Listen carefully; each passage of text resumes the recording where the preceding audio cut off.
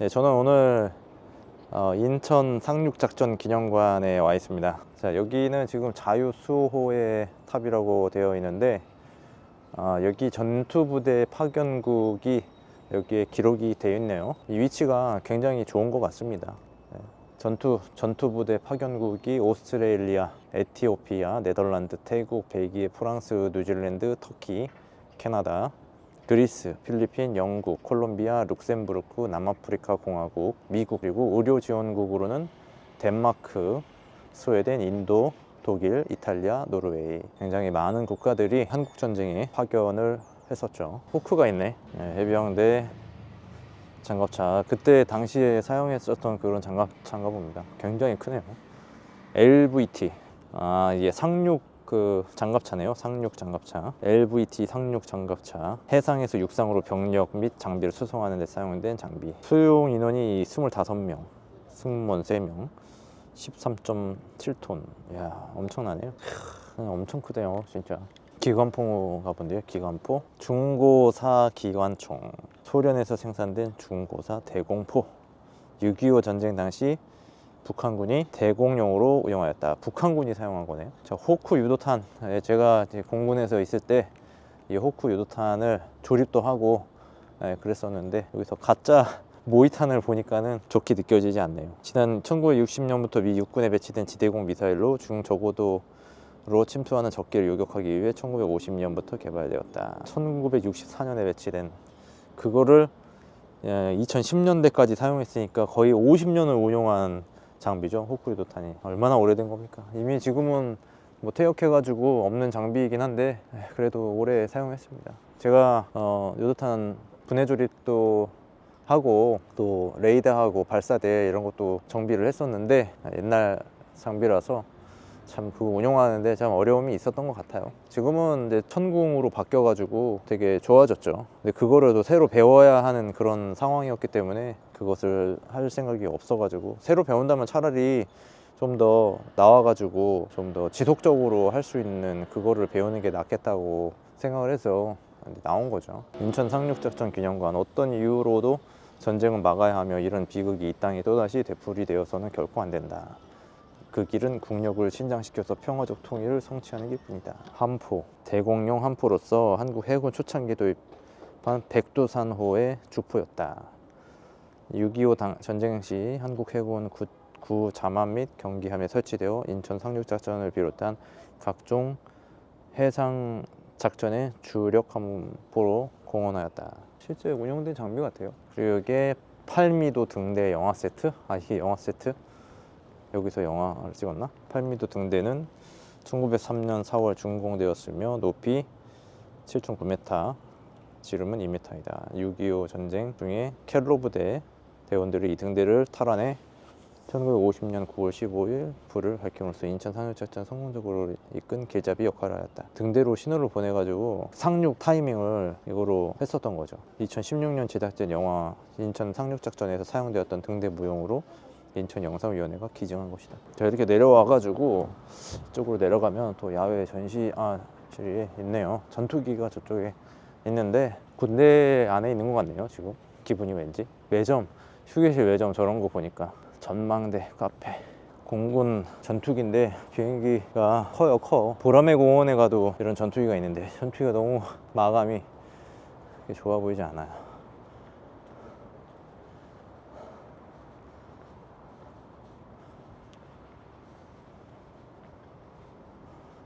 F86D 이런 게 있습니다. 혼자 타는 거네요.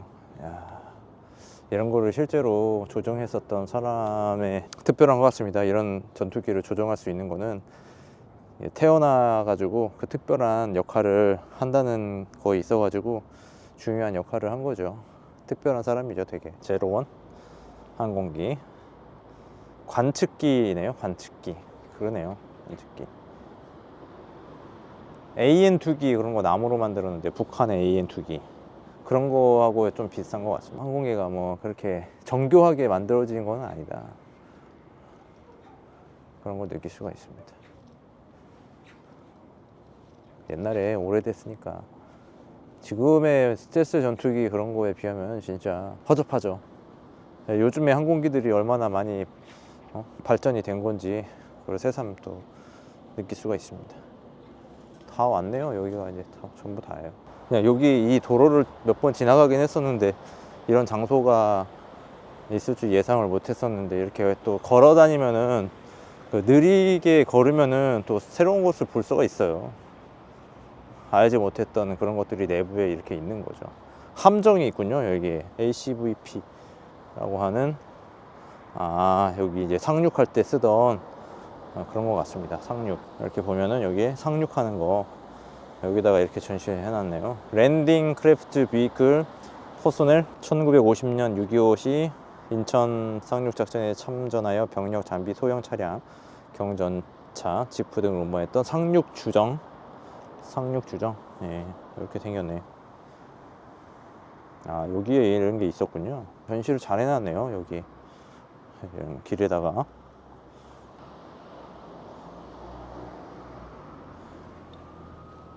저쪽에 한 대 또 있습니다. 저게 약간 모양이 다르게 생겼네요. 물레방아인데 물이 없어. 좋다 되게. 여기 도로 옆에 이런 게 있었네요. 전혀 몰랐었는데. ACM 랜딩 크래프트 메커니즈드 수륙 양용 탱크 차량 등 운반하는 상륙 주정이다. 아까는 인원을 수송하는 거였지만은 이거는 장비를 수송하는 그런 역할로 장비가 되겠습니다. 크네요. 되게 크네. 야, 이거를 만들어 가지고 이게 군용으로 사용을 했었다는 거 아닙니까? 엄청나네요. 실제로 사용했었던 이 거대한 장비들인데 제가 군대에 있을 때도 뭐 큰 장비들을 운용을 해봤지만 진짜 이거는 뭐 굉장히 큰 것 같습니다. 이거를 옮겨 놓으려면 어떻게 옮겨 놨을까? 여기다가 또 갑자기 근현대로 와가지고 가장 최근의 역사의 현장에 와 있습니다. 갑자기 그 선사시대 통시적으로 시간의 순서에 따라서 이거를 하려고 했었는데 크게 의미가 없는 것 같아요. 이게 판넬 위주로 많이 되어 있구나. 그렇죠. 뭐 판넬 위주로밖에 설명하기가 좀 마땅하지가 않지. 유물이나 그런 역사적인 그런 것들이 있는 게 아니니까. 인천 상륙작전이 없었다면은 이 수복을 할 수가 없었던 그런 거죠. 이게 있었기 때문에 대한민국이 있다 이렇게 얘기할 수가 있기 때문에 그 인천 상륙작전의 그 중요성이 있어가지고 그런 기념관도 설치하고 그러는 거죠. 6.25 전쟁 상황도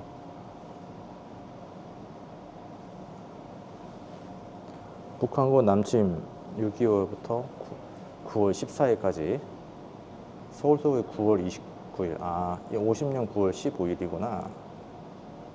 인천 상륙작전이 50년 9월 15일 인천 상륙작전을 해가지고 이제 쭉쭉 올라가가지고 10월 19일까지 평양 탈환하고 미 7사단이 11월 22일에 해산진에 도달을 했는데 다시 중공군이 침공해서 재반격을 해가지고 밀렸다. 그러면 1.4호퇴를 한다. 51년에 1.4호퇴를 한다. 흥남부두 철수가 50년 12월 1월 25일 1월 51년 7월 10일 53년에 휴전 협정 조인 53년 7월 27일 그냥 왠지 이 사람들은 전쟁을 즐기고 있는 것 같아요.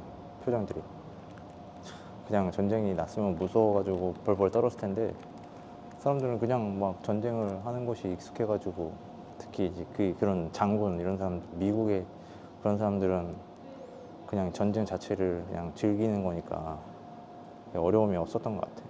긴장감이 안 느껴져. 편안해 보여 되게. 자기 일처럼. 뭐 그게 맞는 거죠. 군인이 하는 일이 전쟁이죠 뭐. 6.25 전쟁 시 각군의 역할. 그때 탱크 북한의 T-34 전차가 그냥 괴물 같은 존재였다. 막을 수 없었다고. 공군 작전이 중요하죠, 진짜로. F-51 전투기 10대를 인수받아 공중 작전을 정상적으로 수행할 수 있었다. 휴전 회담 교착되자 평양 대폭격, 승리호 철교 차단 작전. 그다음에 해군 작전 중요하죠.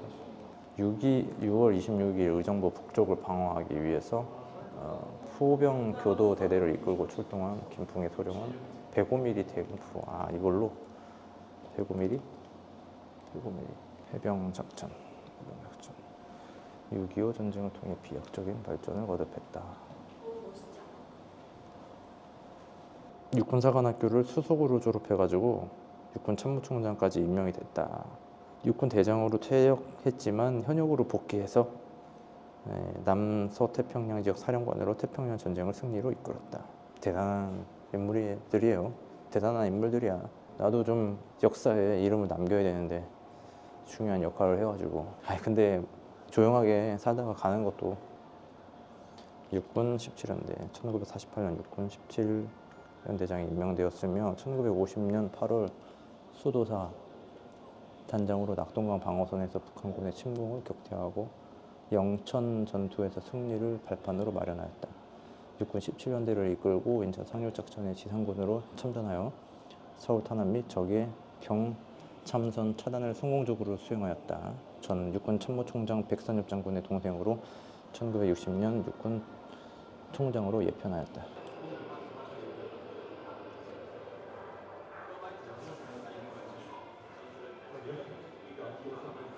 재밌었겠다 이거.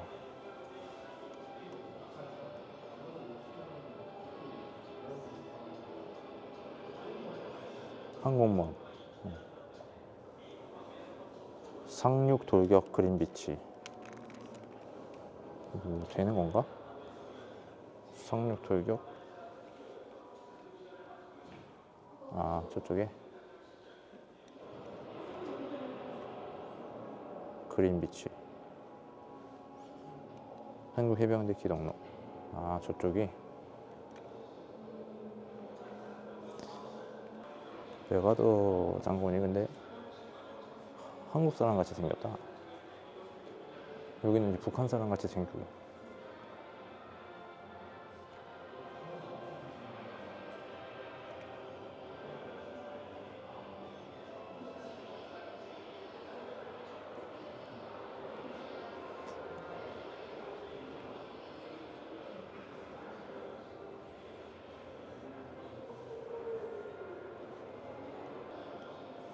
이거 사진 찍으면 되구나 여기. 그래가지고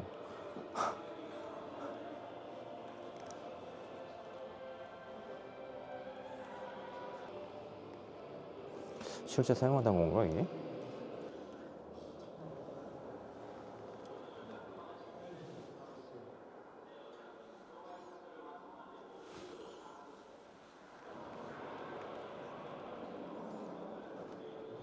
책자 콘파이프. 신보아 해병대 제6중대장. 카메라도 있네. 캐논. 이때도 이렇게 퀄리티가 좋았네. 케이스도 그렇고 가죽 케이스로. 뭐 이 정도는 뭐 만들어낼 수 있었겠지. 괜찮네. 그런 것들이 아직까지도 계속 이어지고 있다는 거 아니에요 이게.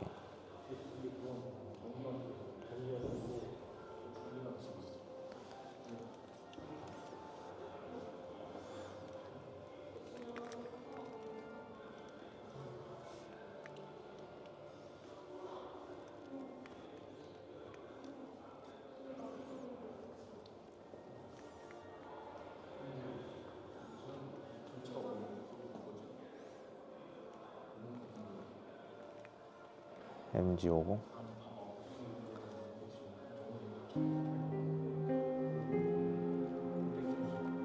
M1918 A2.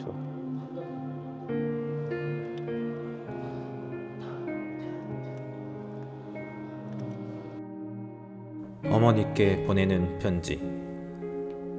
어머님, 나는 사람을 죽였습니다.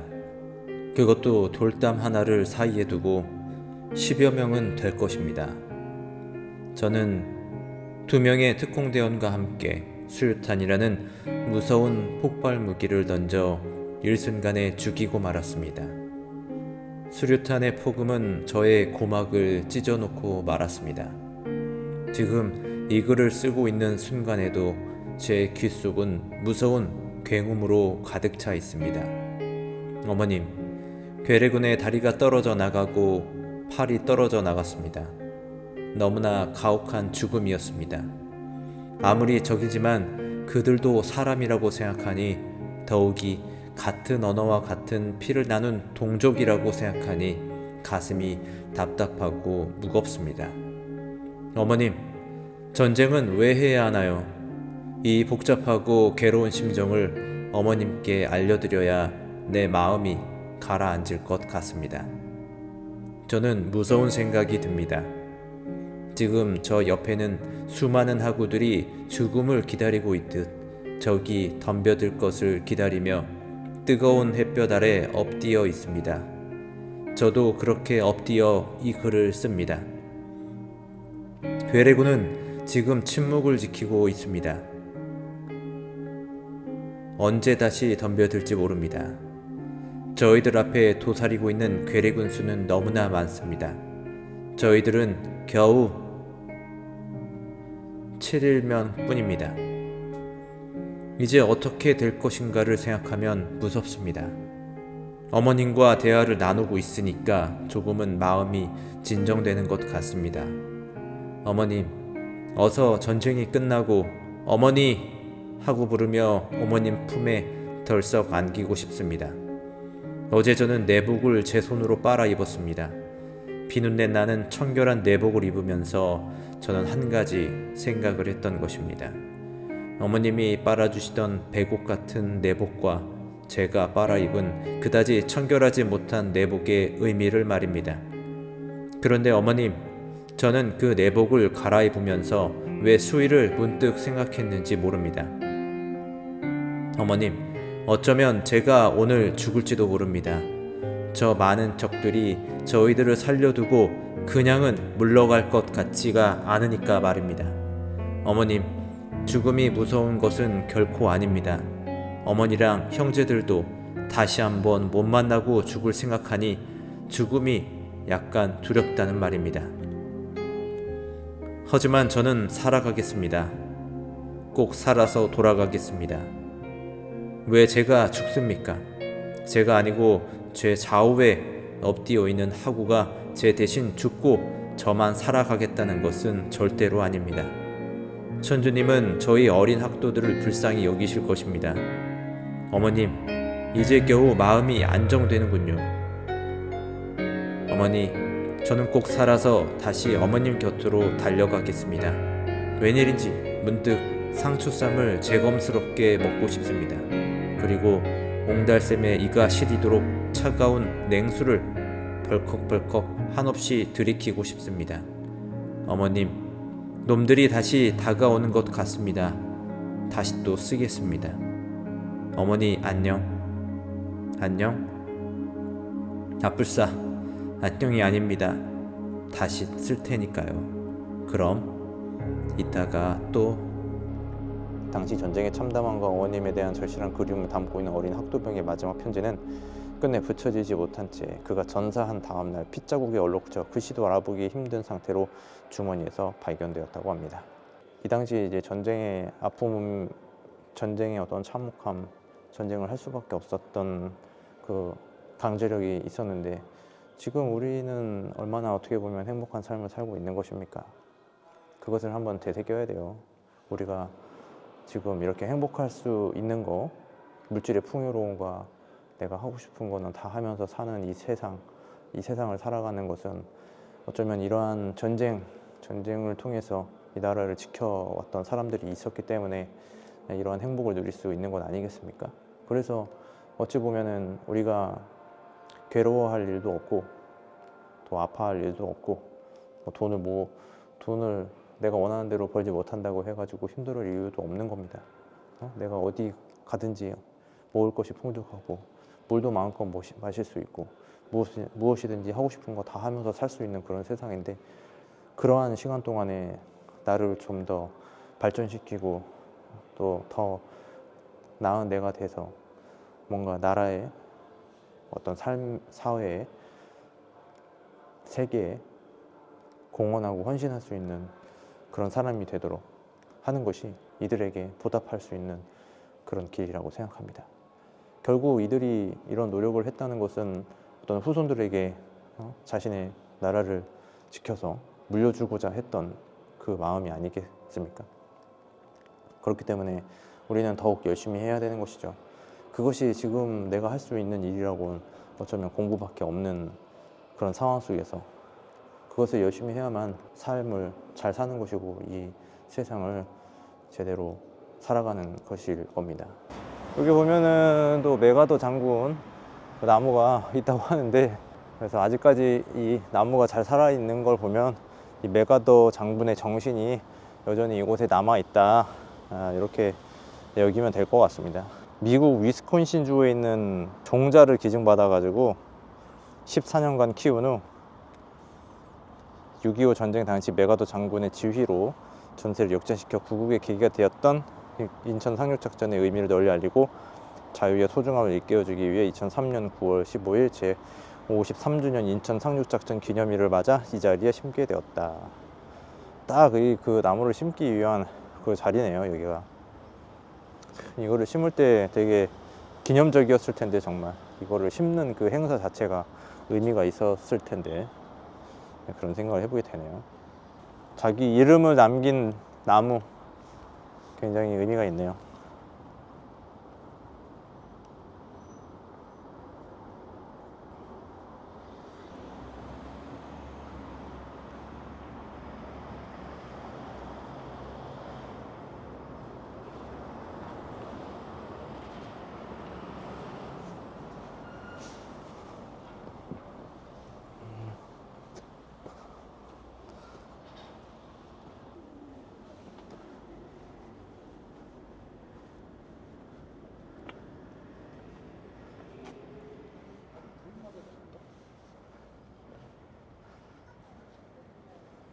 동족 상잔에 미친 물결이 문득 북에서 밀려와 욕된 침략에 짓밟히던 날, 온 세계에 바른 듯 일어나 단결하여 전사의 길이 빛날 상륙전에 개가를 올린 곳, 여기 인천, 온결의 살길과 자유를 되찾은 싸움의 옛 터전이며 그로써 나라를 버틴 역사의 현장이다.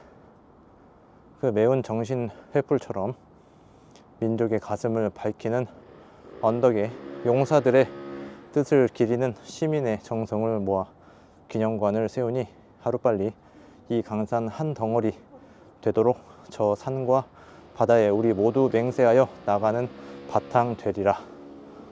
글 한상억, 글씨 전도진. 아주 멋있는 글입니다. 이런 글을 쓸 수 있으려면 또 글을 많이 써봐야 되겠죠.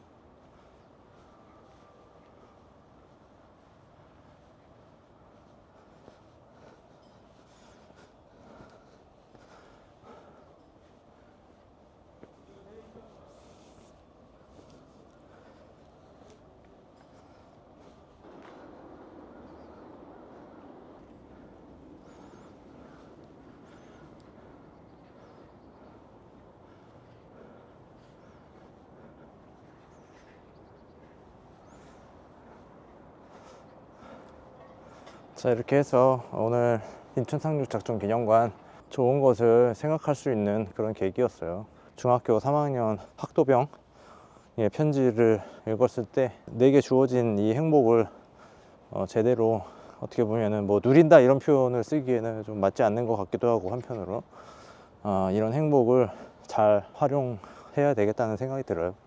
그래서 뭔가 그냥 단순히 그냥 삶을 즐기는 것이 아니라 어떤 나라를 지킬 만한 뭐 그 정도는 아니더라도 그 역할을 하기 위해서 내가 할 일을 찾아야 되겠다, 그런 생각을 해보게 됩니다.